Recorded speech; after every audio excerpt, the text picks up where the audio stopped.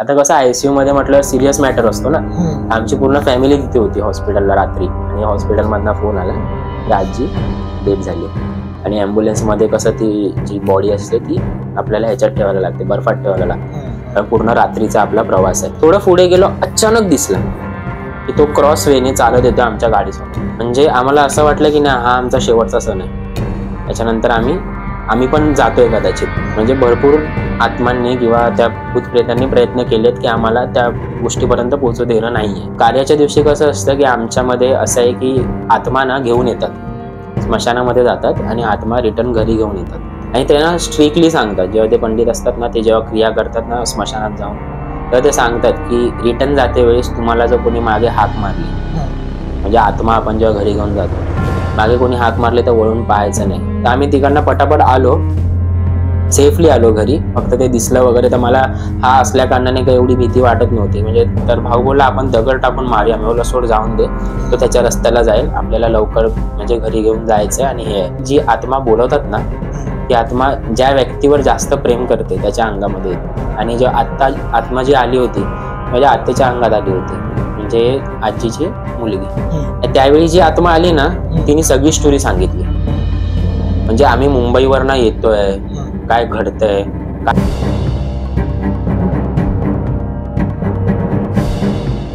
नमस्कार मित्रांनो, आज आपले जे गेस्ट आहेत ते सागर गोसावी आहेत. मागे देखील ते एकदा आले होते, परंतु त्यावेळेस वेळेअभावी त्यांना त्यांची दुसरी घटना सांगता आली नाही. त्यामुळे आता त्यांना आपण परत बोलवलंय आणि ते दुसरी घटना आज आपल्याला सांगत आहेत. तरी देखील जे प्रेक्षक नवीन पहिल्यांदा आपलं चॅनल पाहत आहेत त्यांच्यासाठी मी आपली जी रेग्युलर सुरुवात आहे तशीच करतोय. नमस्कार सर. नमस्कार. काय नाव सर आपलं? सागर गोसावी. सागर गोसावी. कुठले सर मूळचे आपण? मालवण. म्हणजे मूळचा आचरा चिंदर, पण मालवणच बोलतात सगळे. ओके सर, कसा संपर्क केला होता आपण आम्हाला? इंस्टाग्रामवर तुमच्या म्हणजे असे रील स्क्रोल करता करता तुमची रील आली होती, तर त्याच्या खाली तुम्ही लिहिलं होतं की असं म्हणजे कॉन्टॅक्ट करू शकता. तर म्हटलं की एकदा आपण कॉन्टॅक्ट करू, कारण आपल्याकडे पण स्टोरीज आहेत सांगण्यासारख्या, तर त्यासाठी केलेला कॉन्टॅक्ट मी तुमच्यासोबत. धन्यवाद सर संपर्क केल्याबद्दल. यावेळेस काय घटना होती सर आपली? यावेळी जी घटना आहे ती माझी वैयक्तिक आहे, पर्सनल आहे. तर ती घटना मी तुम्हाला सांगू इच्छितो की कसं होतं की माझी आजी होती. म्हणजे माझी आजी म्हणजे वडिलांची मम्मी. तर आता म्हातारपणामध्ये कसे की लोक असे वागतात वगैरे ना, म्हणजे थोडं हे होतात. माझी आजी वयाच्या 80व्या वर्षापर्यंत पण एकदम ताट उभी होती, बोलून खालून, कोणाचा हात नाही लावला शेवटपर्यंत. तर ते थोडं आजारी पडली होती. तर आजारपणामुळे त्यांना हॉस्पिटलला आम्हाला ऍडमिट करायला लागलेलं. तर हॉस्पिटलला ऍडमिट करून ऑलमोस्ट 1-1.5 हप्ता झाला होता. 1-1.5 हप्ता. डॉक्टरांनी सांगितलं की नाही आता ठीक आहे, आता तुम्ही घेऊन जाऊ शकता. म्हणजे सकाळी सांगितलं की तुम्ही घेऊन जाऊ शकता, बट रात्रीच्या टायमिंगला त्यांनी सांगितलं की नाही, आयसीयू मध्ये गेलं आम्ही त्यांना. अच्छा. सकाळपर्यंत त्या ठीक होत्या, रात्री सांगितलं की आयसीयू मध्ये आम्ही घेऊन गेलो. आणि आजीला ना एसी सहन नाही होत. तिकडे आयसीयू मध्ये एसी असतो. तर आजीला वडील वगैरे भेटून आले, तर आजी बोलत होती की मला लवकर घरी यायचंय. डॉक्टरांनी सांगितलं काय ना, आजची रात्र, उद्या सकाळी तुम्ही घरी जाल म्हणून. तर मग वडील त्यांना सांगत होते की आजचीच रात्र आहे, तर आजची रात्र एसी मध्ये राहा, नंतर मग आपण घरी हे करू. कारण आजी आमची आधीपासून स्ट्रॉंग होती, बिंदास्त एकदम असं. तर आयसीयू मध्ये रात्रभर राहिल्याच्या नंतर आम्ही सगळे तिथे होतो. म्हणजे आता कसं आयसीयू मध्ये म्हटलं सिरियस मॅटर असतो ना. आमची पूर्ण फॅमिली तिथे होती हॉस्पिटलला रात्री. तर रात्रभर आम्ही तिथेच होतो, मी, माझा भाऊ, आत्याचा मुलगा आणि आम्ही, म्हणजे काकी आणि सगळे. कारण मी लहानपणापासून काकीकडेच होतो, लहानाचा मोठा त्यांच्याकडे झालोय मी. तर त्यांच्याकडेच मी राहायचो. म्हणजे शिक्षण म्हणा, माझं जॉबचं, अजूनही माझा जॉब बद्दल काय रिलेटेड इश्यू असतील किंवा लाईफ बद्दल काही रिलेटेड इश्यू असतील, फर्स्ट प्रायोरिटी मी त्यांना देतो, असं आहे. तर त्यांच्याकडेच मी राहायचो. तर काकीने मला सांगितलं की तू आज आमच्यासोबतच इथे थांब. तर मी, माझे वडील, दादा म्हणजे आत्याचा मुलगा आणि वहिनी त्यांची, आणि माझे वडील, आम्ही 5 जण हॉस्पिटलमध्ये थांबलो होतो. आणि एक थोड्या वेळाने एक भाऊ पण आला, काकांचा मुलगा. आम्ही रात्रभर तिथेच झोपलो हॉस्पिटलमध्ये. आणि सकाळी उठून वडील बोलले की तुम्ही घरी जावा, अंघोळ बिंघोळ करून रेडी राहावा म्हणून. मी म्हटलं की ठीक आहे, चला आता घरी जायचं, तर डेली आपलं जे रुटीन आहे ते सुरू होईल. माझा नवीन जॉब आय थिंक लागणार होता. म्हणजे आता ती पण ऑब्व्हियसली इंटरनॅशनल कंपनीज आहे, कारण मी त्या कंपन्यांसाठी काम करतो. तर एक फाईन म्हणून कंपनी आहे शिप्स मध्ये. तर मी तिथे जॉबला जस्ट इंटरव्ह्यूला गेलो होतो आदल्या दिवशी, आणि त्यांनी सांगितलेलं की ठीक आहे, तुम्ही एक 3-4 दिवसामध्ये जॉईनिंग करा म्हणून. आणि मी म्हटलं ओके ठीक आहे करीन जॉईन म्हणून. पण हे सगळं पुढे जी घटना घडणार होती ती आपल्याला माहिती नव्हती, ऑब्व्हियसली कोणालाच माहिती नसते. तर आम्ही घरी आलो, अंघोळी बिंगोळी केली, फ्रेश वगैरे झालो आणि हॉस्पिटलमधनं फोन आला की आजी डेथ झाली. अचानक? हा, म्हणजे वडिलांना वगैरे आधीच कळालेलं की रात्री डेथ झाली आहे म्हणून. म्हणजे कसं की त्यांनी आत्तेला म्हणजे घरातल्यांना फोन करून आधीच बोलवलं गावानं. म्हणजे त्यांना कळून चुकलं होतं की असं असं आहे. फक्त आम्हा लोकांना त्यांनी सांगितलं नव्हतं. आणि जे घरी होते इथे, म्हणजे जिथे हॉस्पिटलला ऍडमिट केलेलं, हॉस्पिटल घरापासून 10 ते 5 मिनिटावर चालतही जाऊ शकता. तर आम्हाला फक्त सांगितलं नव्हतं. तर जसं आम्हाला खबर कळाली की असं असं आहे, माझा मोठा भाऊ म्हणजे काकांचा मोठा मुलगा ते कामाला गेले होते. म्हणजे एक एक करून आम्ही मग सगळ्यांना बोलवायला सुरुवात केली की या असं असं झालंय. तर माझ्या आजीची ना एक इच्छा होती की गावी जिथे आजोबांना आम्ही हे केलेलं, म्हणजे आमच्यामध्ये कसं ना समाधी देतात हिंदुत्वामध्ये, आता मोस्टली जाळलं जातं. तर मला अजूनही माझे मित्र सुद्धा विचारतात की तुमच्यामध्ये गाडतात कशाला. तर आमची जी नाथपंथी आहे, म्हणजे आमचा जो समाज आहे, जे साधू संत होते ना त्यांचा समाज आहे. तर बहुतेक लोकांना माहिती असेल की साधू संत जे आहेत त्यांची समाधी बनवली जाते. तर आमची समाधी बनवली जाते. फक्त आम्हाला झोपवत नाहीत, बसवतात. म्हणजे कसं ते ध्यान म्हणून पुरुष असतो ना, तसं आम्हाला बसवलं जातं की ध्यानस्थ आहेत तसं. तर आजीची इच्छा होती की आजोबांच्या बाजूला तिची पण समाधी बनावी म्हणून. तर सगळं ठरलं की असं असं झालंय म्हणून. सगळे जशी फॅमिली वगैरे एकत्र आली तर आम्ही निर्णय केला की आजीला गावी घेऊन जायचंय. वाटलं नव्हतं की असं होईल, कारण एवढ्या वयामध्ये सुद्धा ती एवढी स्ट्रॉंग होती आणि जस्ट आयसीयू मध्ये जायच्या 10 मिनिटापूर्वी आमच्याशी एकदम हसत खेळत बोलत होती. आणि हे असं होईल वाटलं नव्हतं. तर मग वेळ कशी आली की आजीला गावी घेऊन जाणंच आहे, ही गोष्ट आम्हाला करणंच आहे. तर मग ते अँब्युलन्स वगैरे बुक केली, कारण माझ्या आत्याचा मुलगा होता ना त्याची फार ओळख होती. म्हणजे तो ऍज अ बोलतात ना कमिशनरकडे वगैरे ड्रायव्हर होता, IT कमिशनरकडे. तर त्यांची ओळख फार होती. तर त्यांनी सगळं ते हळूहळू करून अरेंजमेंट केली अँब्युलन्सची वगैरे असं. तर आम्हाला मुंबईतनं निघायचं होतं गावी जायला. आता कसं आहे की गावी अँब्युलन्स एकटी नाही जाऊ शकत, कोणाला तरी जावं लागणारच सोबत. तर अँब्युलन्स मध्ये म्हणजे घरातले 3-4 जण. तर मलाही माझे वडील बोलले की तूही गावी चल. मग आता जर मी गावी गेलो तर मी एकटा रिटर्न येऊ नाही शकत. बरोबर. आणि ती लोक 12 दिवस घरातनं बाहेर नाही पडू शकत. म्हणजे माझे वडील, काका आणि त्यांचे मोठे काका, म्हणजे 3 भाऊ आहेत. माझे वडील सगळ्यात लहान आहेत. तर ही लोक घरातनं बाहेर काहीही आणायचं असेल तर पडू शकत नाही. त्यासाठी एक जण कोणती तरी हवा. तर त्यासाठी मला घेऊन जात होते. आणि वेळ अशी होती की मला एक तर जॉब निवडायचा आहे किंवा फॅमिली निवडायची आहे. मी ऑब्व्हियसली फॅमिली निवडली. जॉब तर आपल्याला नंतर भरपूर भेटतील. तर मी निघून गेलो. पण मी जायच्या आधी तिथे कंपनीला एक कन्फर्मेशन दिलं की असं असं आहे, तर मला कदाचित थोडा वेळ होऊ शकतो म्हणून. आणि मी गावी जायला आम्ही सगळे निघालो. अँब्युलन्स आणि ऑब्व्हियसली माझा आत्याचा मुलगा दादा तो गाडी घेऊन आलेलाच, इनोवा होती.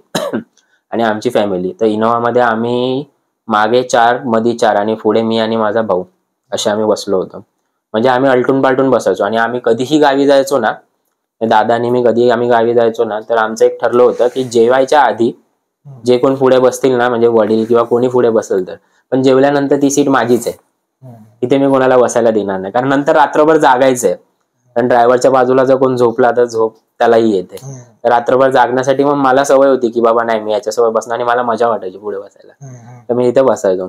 तर तसंच आम्ही निघालो अँब्युलन्स सोबत. नारळ वगैरे काय फोडत नाहीत आपण त्यावेळी, कारण अशा गोष्टी ज्या असतात तेव्हा आपण तेव्हा देवाला आपण हाक नाही देत. आणि आमचं दुर्दैव असं होतं की ती पण वेळ अमावस्येचीच होती. आमचं पूर्ण फॅमिली आली होती, जे मुंबईत राहणारे आहेत सगळे आले होते. सगळ्यांनी आम्हाला एकच बजावलं होतं, जेवढं होईल तेवढं अँब्युलन्स सोबत राहा. अँब्युलन्सला सोडून जास्त मागे पुढे जाऊ नका, म्हणजे ते तुमच्यासाठी पण सेफ आहे. आणि काही झालं तरी गाडी कुठे थांबवू नका. आणि माझा भाऊ होता की त्याला त्या रस्त्यांची सवय होती. आता तर रस्ते नवीन बनले, आता तर काय कोणी कुठलाही ड्रायव्हर जाऊ शकतो. पण ते तेव्हाचे जे ड्रायव्हर होते त्या ड्रायव्हरला सॅल्यूट आहे, त्या रस्त्यांवर गाडी चालवणं. तर माझ्या भावाला असं होतं की तुम्ही कधीही सांगा त्या रस्त्याला गाडी चालवायला, तो चालवणार. म्हणजे तो एवढा ड्रायव्हिंग स्किल्स मध्ये एवढा भारी होता ना, की ज्या रोड 12 तासाचा आहे ना, तो रोड त्याने 6 तासात कव्हर केलेला आहे. मुंबईत ना गावी तो 6 तासात पोहोचवला नाही त्यांनी गाडी. एवढा तो स्किल्स त्याच्या बेस्ट होता, म्हणजे विचार करा. तर आम्ही इकडनं निघालो ऑलमोस्ट संध्याकाळी 4:30च्या दरम्यान. मला अजूनही आठवतं 4:30-5च्या दरम्यान आम्ही निघालो. अँब्युलन्स सोबतच निघालो. आणि अँब्युलन्स मध्ये कसं ती जी बॉडी असते ती आपल्याला ह्याच्यात ठेवायला लागते, बर्फात ठेवायला लागते, कारण पूर्ण रात्रीचा आपला प्रवास आहे. आम्ही निघालो 4-4:30च्या दरम्यान. बॉडी वगैरे म्हणजे सध्यापुरती बॉडी बाहेर ठेवली होती, कारण लगेच तुम्हाला जेव्हा हॉस्पिटलला गाडी येते ना, जेव्हा एम्ब्युलन्स, तर बर्फ ती लोक भरत नाहीत, ते लोक नंतर भरतात, पुढे कुठेतरी थांबून भरायला लागतं. आजीला पहिला आम्ही अँब्युलन्स मध्ये मागे ठेवलं होतं, आणि नंतर मग ऐरवलीला थांबायचं ठरलं होतं की ऐरवलीला थांबणार आपण, आणि तिथे मग आपण ते बर्फ वगैरे भरून नंतर ते तिथे शिफ्ट करणार, आणि त्याच्यानंतर मग पुढचा प्रवास आपला सुरू होणार. मग त्यासाठी मग तसं आम्ही थांबत थांबत गेलो. सकाळपासून कोणी काहीच खाल्लं नव्हतं, म्हणून आम्ही पण ठरवलं की कुठेतरी थांबूया आणि खाऊया. ऍक्च्युली पुढे काय घडणार होतं ते कोणालाच माहिती नाहीये, म्हणजे पुढे काय आमच्या नशिबात लिहिलंय.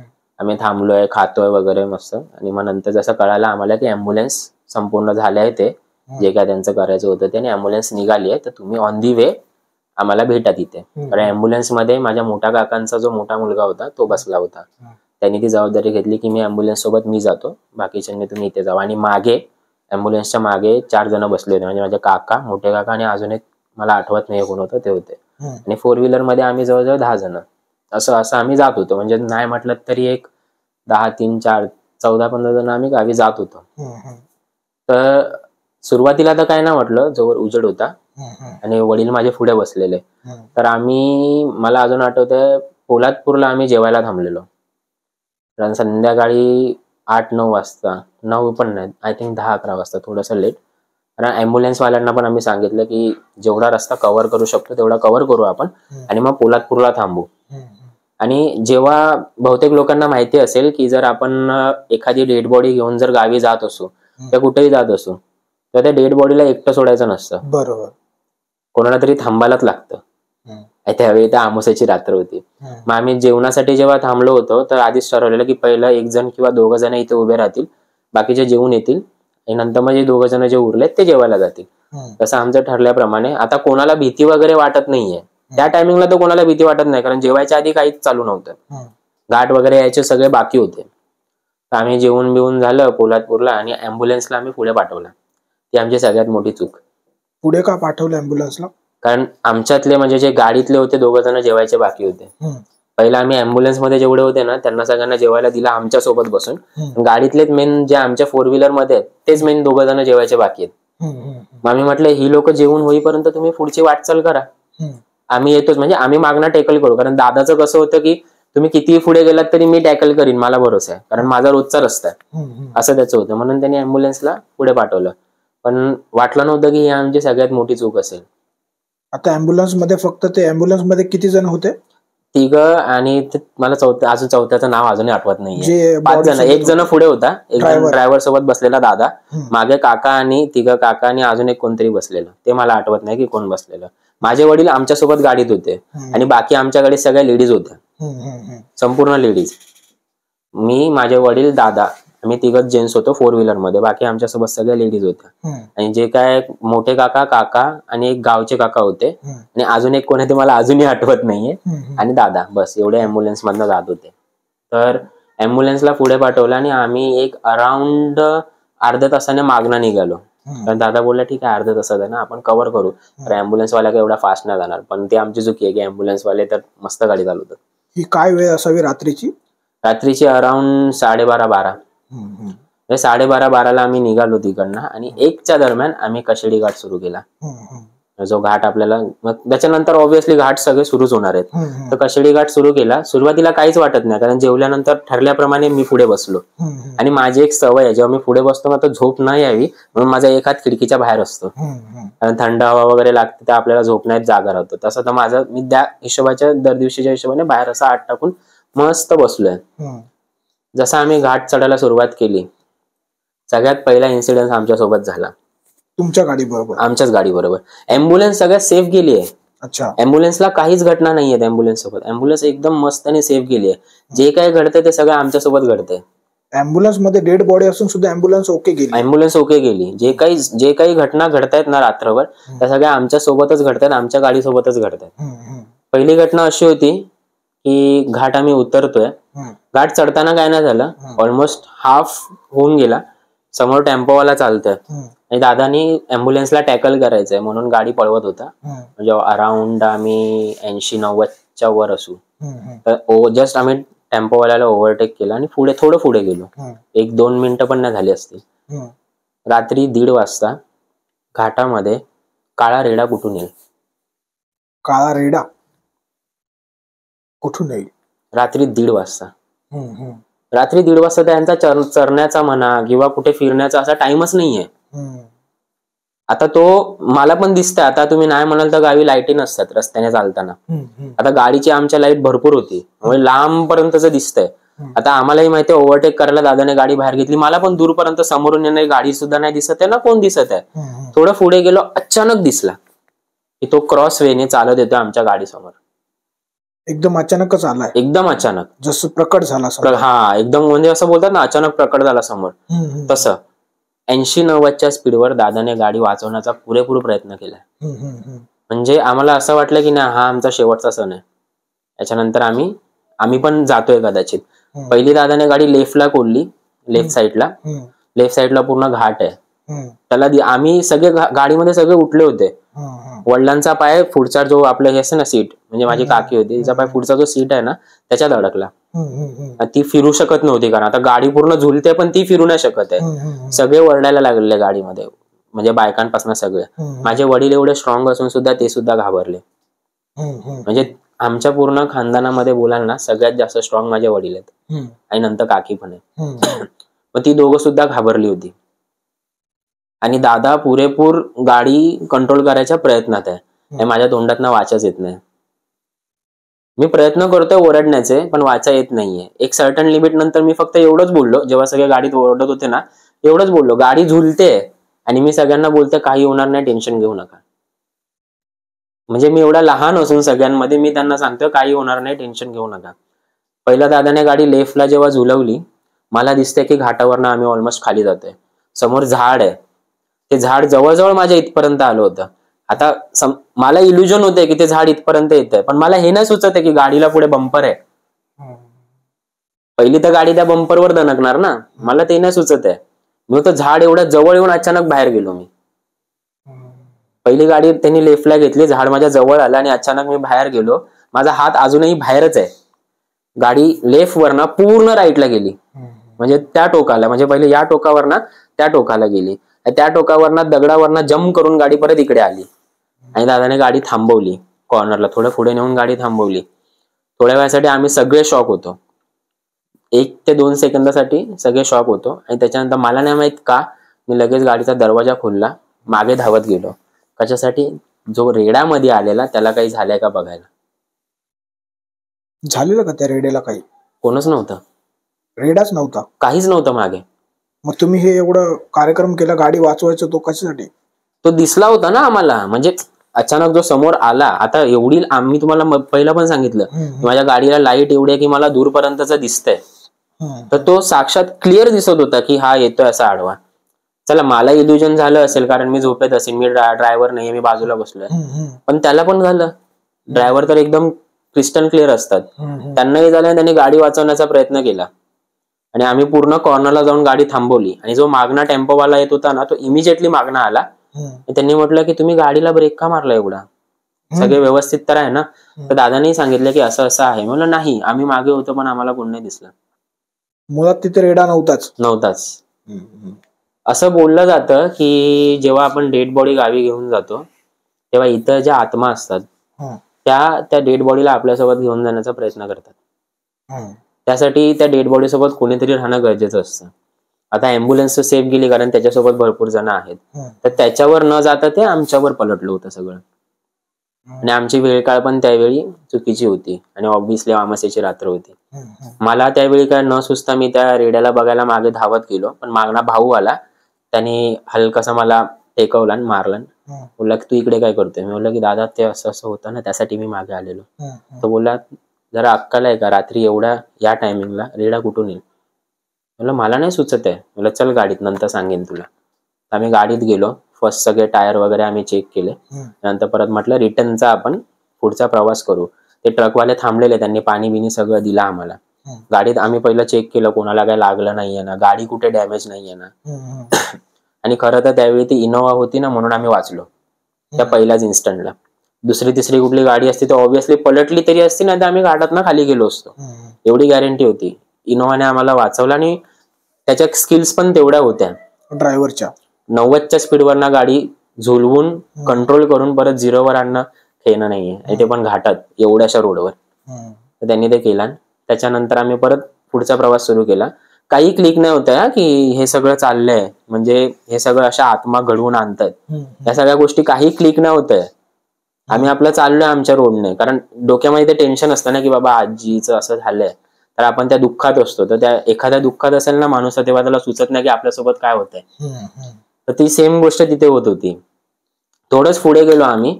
थोडंच पुढे गेल्याच्या नंतर गावातले जे कुत्रे झोपलेले होते ते सगळेच्या सगळे कुत्रे उठले आणि भुकायला लागले आणि गाडीच्या मागे धावायला लागले. जेवढे पण एखाद दुसरा कुत्रा, आणि जर झोपलेले कुत्रे असतील तर कशाना कशाने आवाजाने उठतात.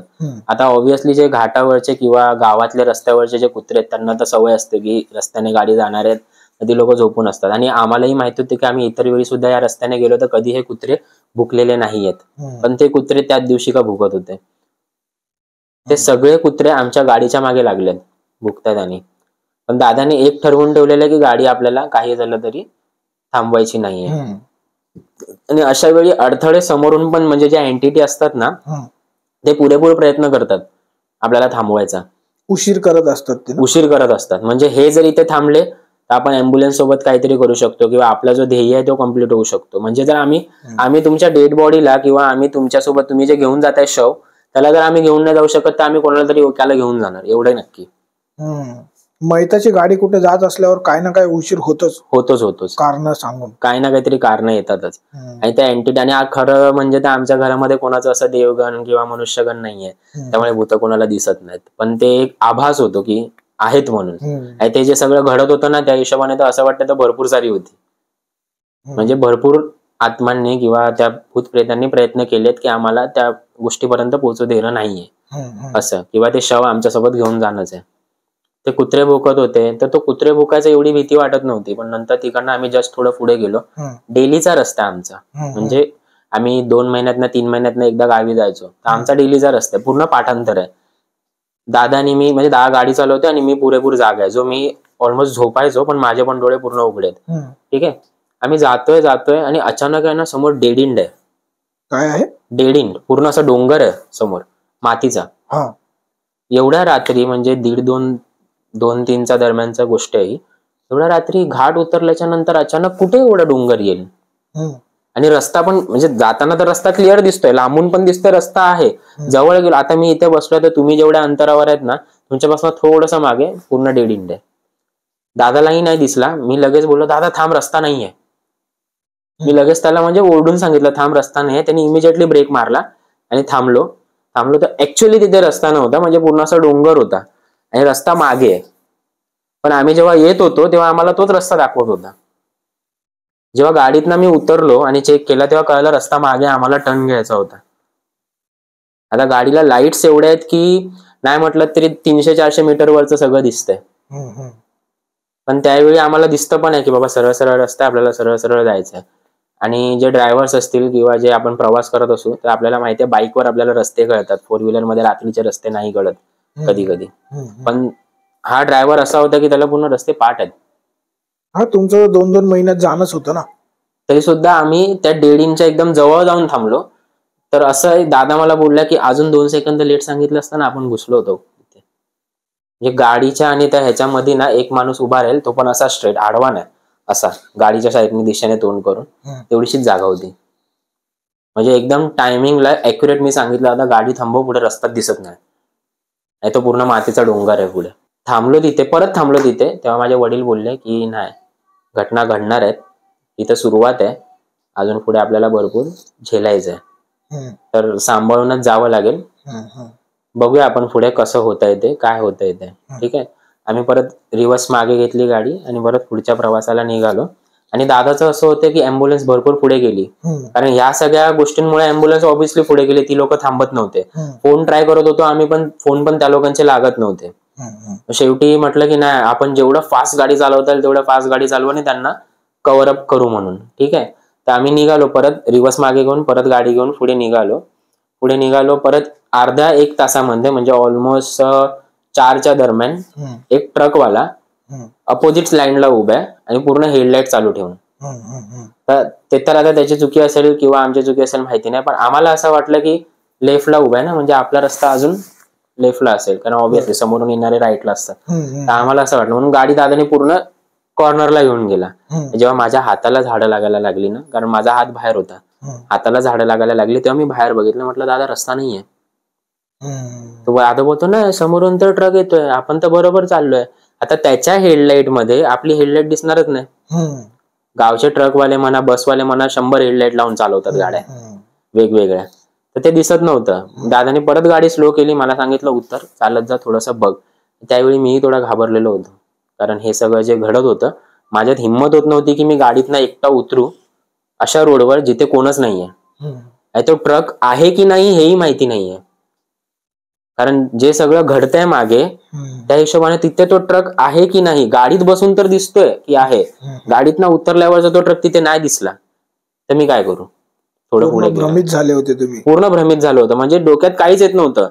जायचं तर आहे पण करायचं कसं, उतरणार कोण, तो उतरू शकत नाही, लेडीजला आम्ही उतरवू शकत नाही, आणि वडील एकदम मागच्या सीटवर बसलेले. तर सगळ्यांना माहिती असेल इनोव्हाची सीट आपल्याला मधली बंद करायला लागते, म्हणजे मधल्यांना उतरवावं लागतं, मग जाऊन मागचे बाहेर येतात. आणि मी जिम्मेदारी घेतली पुढे बसायची. तर दादा बोलला तुलाच बघायला लागेल, पर्याय नाही. म्हणलं कशी बशी हिंमत केली, उतरलो.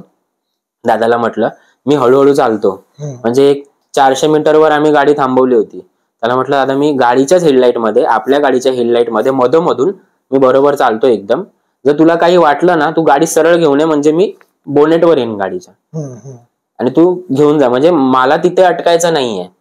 आणि हळूहळू तू गाडी माझ्या मागे ठेव, म्हणजे तुम्ही लांब जाणार नाही, काही झालं तर तुम्ही मला परत रिकॅप करू शकता. तसं करत हळूहळू म्हणजे घाबरत घाबरत मी पुढे जात होतो. पुढे पोचलो. ऍक्च्युअल मध्ये तिथे ट्रक होता, पण त्या ट्रक मध्ये कोणीच नाहीये. मग तो चालतोय कसा ट्रक? थांबला होता एका जागेवर, त्यांनी थांबवली आहे गाडी. गाडी चालूही नाहीये, गाडी बंद आहे, पण गाडीची हेडलाईट चालू आहे. मग तो ट्रकवाला काही लघवी वगैरे करायला उतरला असं पण मी ते आता तुला ठीक आहे, लघवी वगैरे जर करतो उतरला असशील मग तू गाडी राईट साईडला लावशील ना.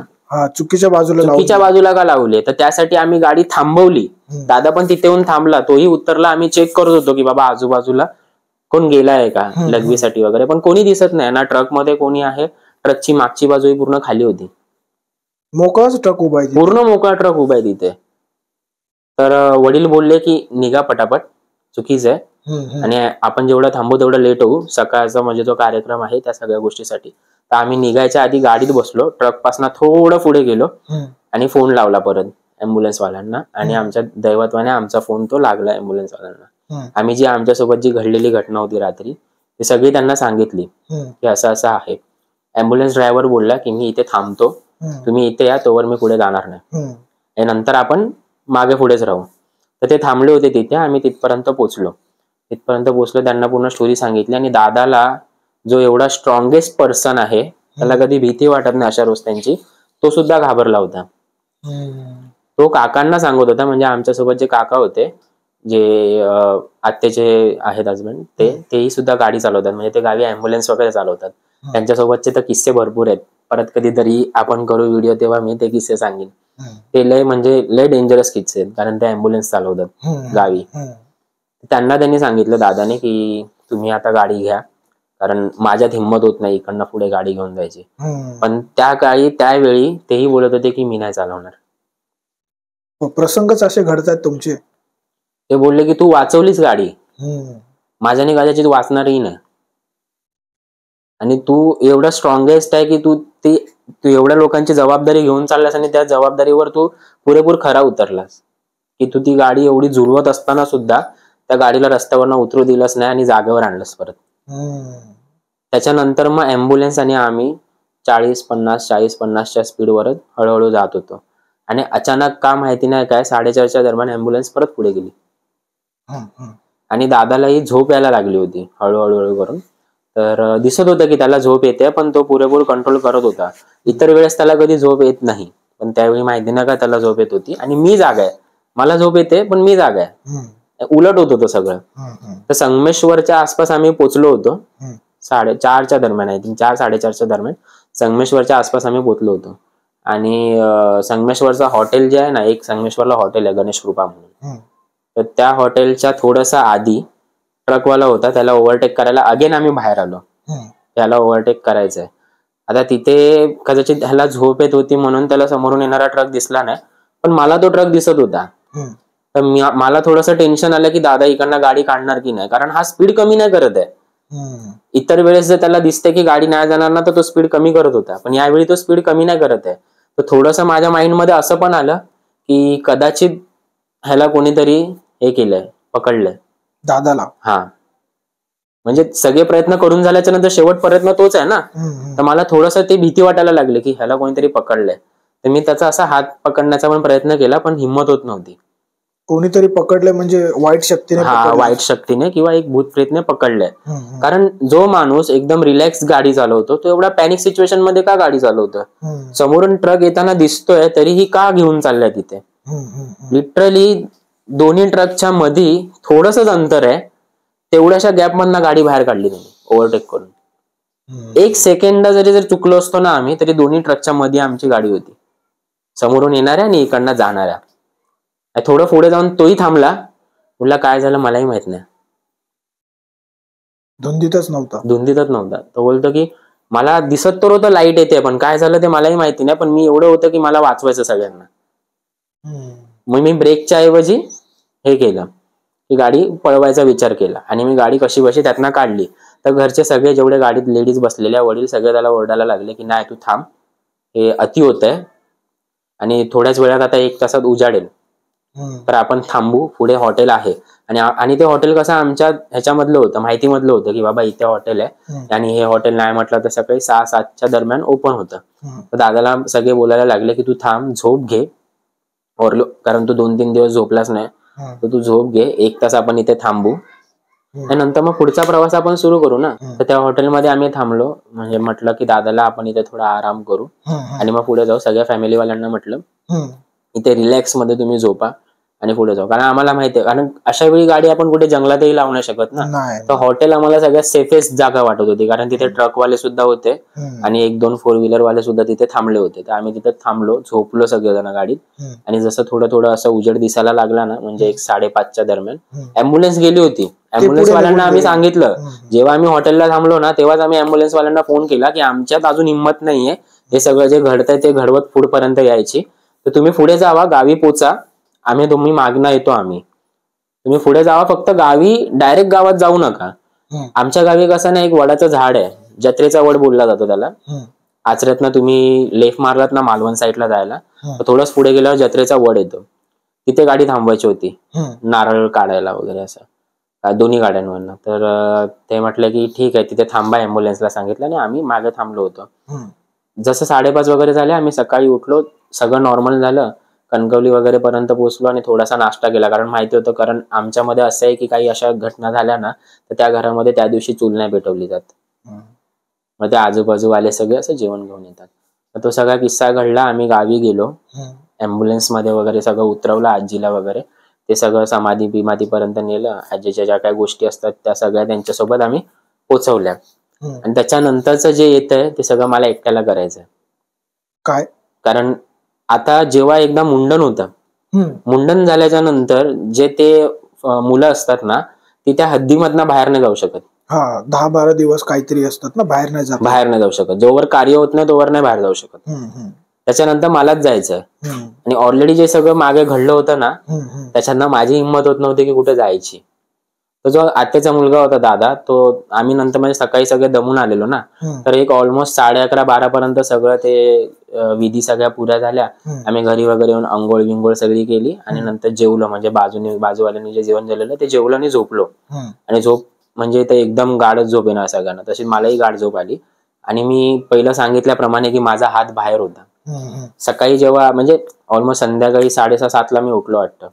मी काकीजवळच झोपलो, कारण मला कसं आहे की माझी भीती वगैरे वाटायला लागली ना तर एकतर मी मम्मी किंवा काकीकडे जातो. आणि त्यावेळेस मला मम्मीपेक्षा जास्त काकीचं हे आहे, कारण लहानाचं मोठं त्यांनी केलंय ना त्यासाठी.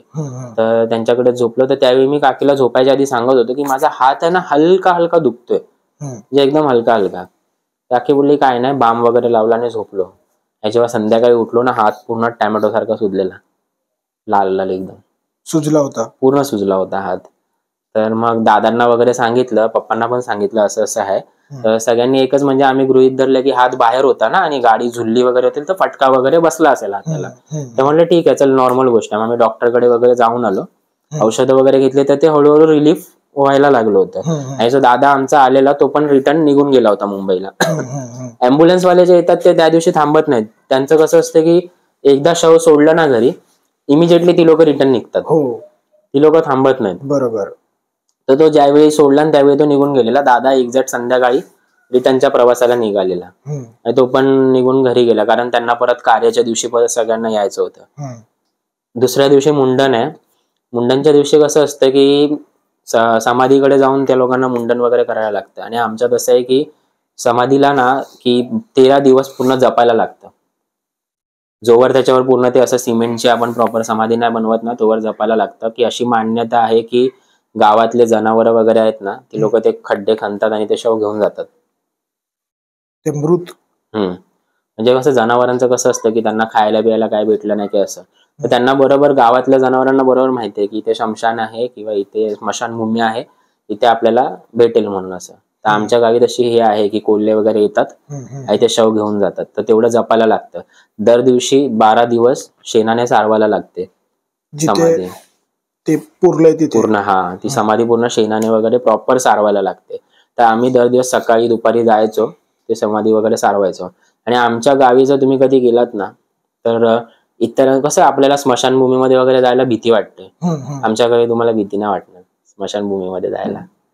तुम्ही सकाळी जावा, दुपारी जावा किंवा रात्री. कारण आम्हालाही नाही माहिती, मी वडिलांनाही विचारलं की का असं. म्हणजे आता तुम्ही मला सांगताय की जा विहिरीवर, स्मशानभूमीपासून विहीर थोडं 1-5 मिनिटाच्या अंतरावर आहे, जा तिकडनं पाणी घेऊन ये. आता माझ्यासोबत रात्री एवढं सगळं घडलंय. माझं असं आहे ना की जोवर मला माहिती नाहीये की इकडे काय आहे तोवर मी घाबरणार नाही, बिलकुल भीती नाही वाटणार. मग तुम्ही मला कुठे पण सोडा. पण एकदा मला माहिती आहे की इकडे असा वावर आहे किंवा माझ्यासोबत असं काही घडलंय तर मला भीती वाटते. पण एवढी सगळी भीती वाटून सुद्धा मी तिकडे बिंदास्त होतो. त्या स्मशानभूमीमध्ये मी पूर्ण बिंदास्त होतो. पाणी वगैरे सगळं आणून देत होतो, सगळ्या गोष्टी होत्या. आणि हळूहळू करून यांचं मुंडन वगैरे झालं. 2-3 दिवसांनंतर ना वडिलांनी सांगितलं की तुला आचऱ्याला जायचंय. आणि कारण आम्ही तर बाहेर जाऊ शकत नाही, मग घरीचे जेवणा पिवण्याचं सामान आहे सगळं तुला घेऊन यायचंय. ठीक आहे. आणि मला असं वाटतंय की पावसाचे दिवस होते, पावसाळ्यात नाही सगळं झालं होतं, नवीन नवीन सुरू होणार होता पाऊस. तर मी वडिलांना म्हटलं की जे काय आहे काळोखाच्या आधी सांगा. मी बाईक चालवीन, मला काय हरकत नाही, पण गावचे रोड आहेत, नवीन आहेत, त्यामुळे थोडासा प्रॉब्लेम आहे. आणि गावी कशा लाईटी कमी असतात आणि ऑब्व्हियसली बाईकला तर लाईट त्याच्यापेक्षा कमी. समोरून कुठली बस आली तर रस्ता दिसणार नाही. बरोबर. तर मी वडिलांना तसं सांगायचो की जे काय तुम्ही सकाळचं सांगा, मी बिंदास जाऊन घेऊन येईन. पण रात्री थोडंसं हे होतं. पण वडील मला सांगायचे की नाही करायला तर लागणार, आता आलोय आम्ही तर बाहेर जाऊ नाही शकत, तुलाच जायचंय, मग तुला आम्ही आणलंय त्यासाठी, तर तुला ते करणं आहे. सुरुवातीचे दिवस तर ते आम्ही सकाळचं वगैरे सामान आणायचो. एक दिवस असा होता की त्यांनी मला सांगितलं, सागर तुला जायचंय आणि आचऱ्याला जायचंय आणि तुला हे सगळं सामान आहे ते घेऊन यायचंय रात्री 7:30 वाजता. माझ्यात हिंमत नव्हती, तर मी आचऱ्याला जायचं म्हटलं होतं त्यांनी की जाऊन तू सामान घेऊन ये, पण माझ्यात तेवढी हिंमत नव्हती. तरी पण मी म्हटलं कशी बशी हिंमत करतो आणि जातो. तर गावात काकांची ऍक्टिव्हा होती, ती घेतली आणि मी निघालो. म्हटलं किती वाजता आता? 7:30-8ची दरम्यानची गोष्ट आहे, जे आपला बत्तीचा टायमिंग असतो. संध्याकाळी अंधार पडला होता. पावसाच्या दिवसात मला रात्री थोडा काळोख लवकर पडतो, तर अंधार पडला होता. आणि आचरा माझ्या गावापासून 3-1 किलोमीटरवर आहे, तर तिकडे बाईकनेच किंवा स्कूटीने किंवा जावं लागतं. असं मी निघालो आणि म्हटलं की चला जाऊ. जाते वेळेस मला काय नाही वाटलं, जाते वेळेस मी मस्त गेलो. एकटा होतो, थोडीफार भीती मनात होती, पण ते म्हटलं नाही जाऊ जाऊ जाऊ, कानात गाणी ऐकत ऐकत मी गेलो होतो. सामान घेतलं आणि जेव्हा रिटर्न्सच्या वेळी येतोय ना, ते दुकान कसं होतं माहितीये का, रस्त्यावरनं थोडंसं कच्च्या रस्त्याला आहे, म्हणजे मेन जो रोड आहे ना तिकडनं कच्चा रस्ता असं वरती चढायला लागतं, थोडंसं डोंगरावर आहे, वरती चढायला लागतं आणि तिकडे ते दुकान आहे. आणि तिकडनं घेऊन सामान परत तुम्हाला यायचं त्या कच्च्या रस्त्याने. आजूबाजूला पूर्ण ओसाड आहे, काहीच नाहीये त्या दुकानापासून. तर मी जाते वेळेस मस्त गेलो, सामान बिमान भरलं. रिटर्न येताना ना विजा कडकडायला सुरू झाल्या होत्या लांब लांब पर्यंत. तर एक काळ असा आला ना की वीज अक्षरशः माझ्या समोरून गेली, पडली समोर. म्हणजे एकदम समोरून पडली. आणि त्याच्यातनं मी वाचलोय. आता विजेचं कसं माहिती, मी वीज 2 वेळा अनुभवले, 2-3 वेळा अनुभवले की वीज इथे पडली म्हणजे तिथे पडली आणि मी इथे उभा आहे, ते एकदम असा गरम भास, तसा सीन झाला. मग थोडी भीती अजून वाढली, म्हणजे एक तर भयावह सीन चालूच आहेत आधीपासून आणि त्यात हा विजेचा सीन, म्हणजे एक भर पडली त्यामध्ये अजून मनामध्ये भीती घालायला. आणि जशी ती पहिली वीज जेव्हा माझ्या समोरनं गेली ना, तेव्हा मला हलका हलका डाऊट आलेला, एकतर पाऊस येणार आहे किंवा माझ्यासोबत काहीतरी आता वाईट घडणार आहे म्हणून. पण आजीची पुण्याई एवढी चांगली होती की बोलतात ना की मेल्यानंतर मेलेल्या व्यक्तीची आत्मा काही काळास्तव आपल्यासोबत असते. तर ते एक तिचा हात माझ्यावरती त्यावेळी सुद्धा होता की पोरगा एकटा बाहेर फिरतो तर आपला आशीर्वाद असणं गरजेचं. तर त्यावेळी मी निघत होतो आणि तोच भरोसा ठेवून की माझी आजी माझ्यासोबत आहे आणि तोच भरोसा ठेवून मी फिरत होतो. रिटर्न निघालो. आता आमच्या गावी आहे ना, म्हटलं जातं, अशी मान्यता आहे की इथे गाव आहे आणि इथे पूर्ण जंगल आहे आणि मध्ये रोड आहे. तर तुम्ही गावाच्या सीमे साईडनी चालताय ना, मग भले कुठलाही जनावर असून दे किंवा कुठलाही भूत प्रेत आत्मा असून दे, ती तुम्हाला काही करणार नाही. भले ती तुमच्या समोर येऊन उभी जरी राहिली ना, तुम्हाला दिसते जरी आहे, किंवा जनावराचा पाय जरी तुमच्या कुठल्या जनावरावर पाय पडला किंवा जनावर वाघ म्हणा काही म्हणा तुमच्या समोर आलं, काही करणार नाही तुम्हाला. कारण तिथे देवाचं पूर्ण हे असतं, राखणदाराची पूर्ण राखण असतं तिथे. आणि तेच तुम्ही त्या रोडच्या पलीकडनं चालाल ना, तर तिथे काही गॅरंटी नाहीये, असं आमच्या गावची माणसं बोलतात. म्हणजे गावी गेलात ना तुम्ही तर ते सांगतात. कारण आणि आमचं गाव असं बघायला गेलात ना, एकाच साईडला गाव आहेत सगळी आणि एका साईडला पूर्ण जंगलच आहे आणि डोंगर आहे पूर्ण असं आहे.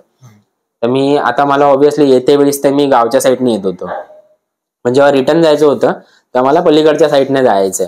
आणि ऑलरेडी त्या पावसा बिवसाच्या ह्याने भयान वातावरण आधीच झालं होतं आणि मी मनामध्ये ती भीती ठेवून घाबरत घाबरत जातच होतो. आणि गावी कसं शांतता असते, त्यावेळी तुम्ही म्युझिकचा आवाज वाढवला ना तर ते अजून घाबरवतं. कारण कानात एअरफोन असेल ना, शांततेच्या ठिकाणी आपण म्युझिकचा आवाज वाढवला की ते अजून भीती वाटते. म्हणून मी म्युझिक सगळं बंद करून मस्त चालत होतो. आणि सेम जसं आम्ही 4 व्हीलरने येत होतो ना गावी, 4 व्हीलरचा जो किस्सा घडला, सेम किस्सा माझ्यासोबत आचऱ्यातनं घरी जाताना घडत होता. कुत्र्यांचं भुंकणं, अचानक कोल्हे वगैरे असे आडवे येणं वगैरे. पण मी गाडी लिमिटमध्येच होती, म्हणजे एकदम हळू चालवत होतो, काही झालं तर मला गाडी कंट्रोल करता यावी म्हणून. कारण गावचे रोड आहेत ना, गाडी दिसत नाही. तर मला जाताना तर मी ऑलमोस्ट 20 मिनिटात पोहोचलो होतो, पण येताना काही कारणास्तव मी एक अर्धा-पाऊण तासाच्या वर लावला. घरचे विचारायला लागले की एवढा वेळ का. मी घरच्यांना सांगितलं की असं असं सगळं घडतंय. त्यांनी पण मला सांगितलं की तू बाहेर जातोयस ना तर सांभाळून जा आणि जेवढं होईल तेवढं स्वतःला सांभाळ, म्हणजे काही झालं तरी तू हिंमत ठेव की तुझी आजी तुझ्या सोबत आहे, तुला काही होऊ देणार नाही म्हणून. असं तर झालं, ते सगळं झालं. आणि शेवट एक 4-5 दिवसांनंतर एक कार्याचा दिवस आला. सगळे गावचे सगळे म्हणजे मुंबईतले सगळे यायला लागले, बाहेरून जे काही ओळखीचे होते सगळे आमचे फॅमिली मेंबर्स यायला लागले.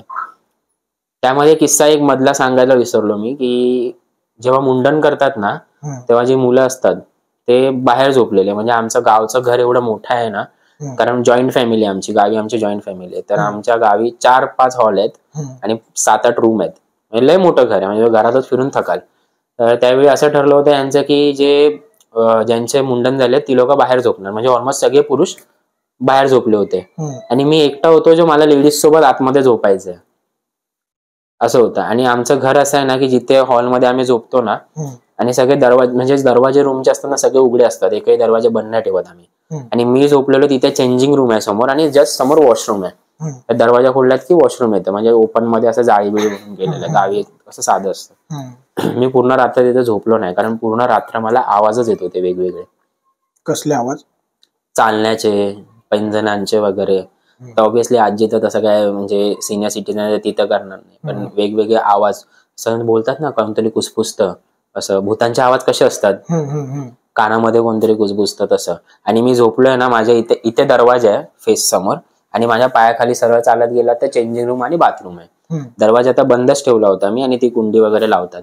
मग पूर्ण रात्र मी झोपलो नव्हतो. आणि मी या लोकांनाही सांगू शकत नाही, कारण माझ्यासोबत सगळे लेडीजच आहेत. मी त्यांना काय सांगू की मला भीती वाटते म्हणून. मी पूर्ण रात्र नाही झोपलेलो आणि मी असा विचार करत होतो की कसं बसं आजची रात्र जाऊन दे, कारण त्याच रात्री मी सामान वगैरे घेऊन आलेलो ना, म्हटलं कसं बसं आजची रात्र तरी जाऊन दे, उद्यापासून तर सगळी फॅमिली मेंबर येणारच आहे, मग कसली भीती आहे, असं होतं. आणि ती रात्र कशी बशी मी काढली, पूर्ण रात्र जागून काढली मी, अंथरुणात पडून एका ठिकाणी न हलता डुलता. म्हणजे असं पॅरालिसिस कसं होतं माणसाला, तसं मी पडूनच होतो. रात्र पूर्ण काढली. आणि असं कार्याचा दिवस आला तर माझा आत्याचा मुलगा, जो भाऊ, सगळे आले होते. आणि कार्याच्या दिवशी कसं असतं की आमच्यामध्ये असं आहे की आत्मा ना घेऊन येतात, स्मशानामध्ये जातात आणि आत्मा रिटर्न घरी घेऊन येतात. कोण काय? आणतं हे? जे आमच्या गावचे पंडित वगैरे असतात ना, म्हणजे देवचे ते करणारे आहेत, गुरु आहेत आमचे, ते घेऊन येतात. तर ते त्या सांगितल्या त्या ठरल्याप्रमाणे, म्हणजे कसं आहे की ते आत्मा जातात, एक दिवा असतो तो दिवा घेऊन येतात आणि ते ना स्ट्रिक्टली सांगतात, जेव्हा ते पंडित असतात ना, ते जेव्हा क्रिया करतात ना स्मशानात जाऊन, तर ते सांगतात की रिटर्न जाते वेळेस तुम्हाला जर कोणी मागे हाक मारली, म्हणजे आत्मा आपण जेव्हा घरी घेऊन जातोय, मागे कोणी हाक मारले तर वळून पाहायचं नाही. म्हणजे कसं होणार की आपल्या ओळखीतला, आता तुम्ही जाता तुमच्या घरातला कोणी हाक मारेल असं तुम्हाला वाटेल मागणं, पण मागे वळून बघायचं नाहीये. जर मागे वळून बघितलं तर त्या आत्म्याच्या बदल्यात तुमची आत्मा जाणार. आवाज काही येऊ, आपण मागे नाही बघायचं. मागे बघायचं नाही. कितीही म्हणजे आपण कितीही व्यक्तीवर प्रेम करत असू, आता समजा तुम्ही जास्त, आता समजा तुमची मुलगी असेल तर तुम्ही तिच्यावर जास्त प्रेम करताय, तर तुम्हाला तिचाच आवाज येणार मागणं. तर आपण कसं विचार करू की माझी मुलगी इथे काय करते, म्हणून आपण पटकन मागे वळू. मागे वळला विषय संपला. ती घेऊन जाणार लगेच आत्मा तुमची, असं आहे. तर ते पंडित आहेत ना आधीच सांगतात की मागे वळून बघू नका, जसं मी आहे, मी तुमच्या सोबत आहे, घरपर्यंत यायचं, घरी आल्यावर काही टेन्शन नाही. तर आत्मा आणायला ही लोक सगळे गेले होते आणि माझं आणि माझ्या दादाचं असं ठरलेलं की मालवणला जायचंय आणि आजीच्या आवडीची मच्छी घेऊन यायची. म्हणजे कसं कार्याच्या दिवशी ना आमच्यामध्ये असतं की जो व्यक्ती मरण पावलाय त्याच्या आवडीच्या गोष्टी बनवणं असं असतं. तर मी आणि दादा आम्ही ह्याला गेलेलो, मालवणला गेलेलो, आणि मालवण आमच्या गावापासून काहीतरी 30-1 किलोमीटरवर आहे. सेम ऍक्टिव्हा घेऊन आम्ही गेलो होतो मालवणला. जाते वेळेस तर काय नाही वाटलं, कारण मध्ये मी चालवत होतो गाडी, नंतर मध्ये परत दादा गाडी चालवत होता. मालवणला बोली लागते मच्छींची वगैरे, तर तिथे त्या लोकांनी आम्हाला सांगितलं की इथे ही मच्छी संपली आहे, तुम्हाला गोडाऊन मध्ये जावं लागेल मच्छी आणायला. ती मच्छी जी तुमच्या आजीला आवडायची, ती गोडाऊन मध्ये जायला लागेल मच्छी आणायला. आता मालवणचा बीच असा आहे की पूर्ण प्लेन आहे आणि थोडंफार रेती आहे. तिथे गेलो आणि आमची रेतीत गाडी फसली, ऍक्टिव्हा. म्हणजे संध्याकाळच होती, जास्त काळोख नव्हता, कारण जाते वेळेस तर काय आम्ही 3च्या दरम्यान निघालेलो. 30 किलोमीटरचा रस्ता नाही म्हटलं तर अर्धा तासाचा रस्ता आहे, अर्धा तास पण नाही लागत गावच्या साईडला. तर आम्ही रेतीत फसली गाडी, ती गाडी काढायला जवळजवळ आम्हाला 5चे 6-7 वाजले. पण मच्छी आम्ही घेतली, मच्छी घेऊन आम्ही रिटर्न येत होतो. जाते वेळेस रस्ता वेगळा होता, येते वेळेस ज्या रस्त्याने आम्ही आलो तो रस्ता बंद होता, टोटली क्लोज. तर डायव्हर्जन दिलेलं त्या लोकांनी की या डायव्हर्जनने तुम्ही जावा असं म्हणून. आम्ही त्या डायव्हर्जनने जात होतो आणि त्या डायव्हर्जनला ना कसं आहे की छोटासाच रस्ता आहे, म्हणजे एकच गाडी क्रॉस होईल, एक गाडी किंवा एक माणूस क्रॉस होईल, तेवढ्या रस्त्यांना गाडी चालवायची. तर ऑब्व्हियसली दादा म्हटलं की मी गाडी चालवतो, तू मागे बस. मी मागे बसलेलो. तर मागे बसल्यावर तर थोडीफार तर भीती वाटणारच, कारण एका साईडला पूर्ण डोंगर आहे, इथे पूर्ण जंगल आहे आणि इथे मध्ये नदी आहे, अशी नदी आहे, छोटासा रस्ता, डोंगर आणि जंगल आहे असं. तर आम्ही त्याच्यातनं चाललोय. दादाला म्हटलं आता गाडी थांबवू नको आणि प्लीज बोलत राहा, म्हणजे असं एवढं शांत आहे ना की फक्त गाडीचाच आवाज येतोय. तर तिथे असे आभास होत होते की समोरून नदीतना कोणतरी येत आहे किंवा डोंगरावरनं कोणतरी पाहत आहे. म्हणजे आता दादा गाडी चालवतोय, त्याचं लक्ष समोर आहे, मी मागे बसून काय करणार? तर माझं लक्ष कधी इथे कधी तिथे असं जातोय. तर ते मला सगळं दिसतंय आणि ही गोष्ट इव्हन मी अजूनपर्यंत माझ्या घरच्यांना माहिती नाही. मी आज व्हिडिओमध्ये बोलतोय ही गोष्ट की मला या सगळ्या गोष्टी ना तिथे दिसत होत्या की एवढ्या जंगलामध्ये झाडाच्या मागून कोणतरी असं बघतंय. गाडीवर आम्ही जातोय आणि बघताय. त्यावेळी मी दादाला सांगतो, दादा प्लीज गाडी नको थांबवू, जेवढं होईल तेवढं लवकर आपण इकडनं निघूया, कारण तिथे आजीचं कार्य चालू आहे. तर ते असतं ना की बाबा तिकडच्या आत्माने घेऊन गेली म्हणून आम्ही इकडे पण येऊ शकतो ना, कारण जवळपासचे प्रेमळ व्यक्तीच बाहेर आहेत असं आहे. तर आम्ही तिकडनं पटापट आलो, सेफली आलो घरी. फक्त ते दिसलं वगैरे तर मला हा असल्या कारणाने काही एवढी भीती वाटत नव्हती. म्हणजे मागे बसलेलो तर कसं होतं ना की मागच्या मागे कोणी खेचलं तर. पिक्चर आल्या तेव्हा मी आय थिंक ना नवीन असं बाहेर पडलेलो जॉबसाठी वगैरे, एकदम करिअरसाठी मी नवीन बाहेर पडलेलो. तर तेव्हा कसं पिक्चर बघितलं की आपलं कसं पिक्चरचं सगळं माइंडसेट असतो डोक्यामध्ये, तसा माझा माइंडसेट होता की मागणं कोणीतरी खेचलं तर गाडीवरनं असं. तर त्यामुळे मला ती भीती होती मनामध्ये. गावी वगैरे पोचलो, गाडी म्हणजे घरी लावली आणि दादा बोलला सागर दूध संपलं, तुला लगेच जाऊन दूध आणायला लागेल. तर मला परत आचऱ्यात जायचं दूध आणायला. तोवर ही लोक ते आत्मा घ्यायला तिकडे गेले होते, दिवा घ्यायला, आम्ही दिवा बोलतो त्यांना. आणि मी आचऱ्यात गेलेलो ना, दूध वगैरे घेतलं, छोट्या म्हणजे मावशीच्या मुलाला घेऊन गेलेलो, दूध वगैरे सगळं घेतलं. जेव्हा मी रिटर्न निघत होतो ना, माझ्या पायाखाली एवढा विंचू चावला नाही, नशिबाने वाचलो. ते बोलतात ना की आजीची आत्मा सोबत त्यापर्यंत होती. ती मोठी कहाणी मी तुम्हाला सांगतो पुढे काय आहे ते, की आजीची आत्मा तोवर होती. विंचू माझ्या पायाखाली आहे, मला दिसत नाही, माझ्या भावाला दिसला. तो बोला सागर विंचू, आणि मी पाहिला तेव्हा ऍक्च्युअली विंचू आहे. तो माझ्या पायाच्या जवळनं असा गेला, काही केला नाही त्यांनी. पण मी बोलतोय की जंगलात विंचू आला तर ठीक आहे, रस्त्याच्या मधोमध कसा काय येईल? ते पण एवढ्या गाड्या चालतात, बरोबर ना, एवढ्या गाड्या चालतात, रस्त्याच्या मधोमध कसा काय येईल? तर भाऊ बोलला आपण दगड टाकून मारूया. मी बोलला सोड, जाऊन दे, तो त्याच्या रस्त्याला जाईल, आपल्याला लवकर म्हणजे घरी घेऊन जायचं. आणि हे आणि आमच्याकडे कसं आहे की जी आत्मा बोलवतात ना, ती आत्मा ज्या व्यक्तीवर जास्त प्रेम करते त्याच्या अंगामध्ये येते.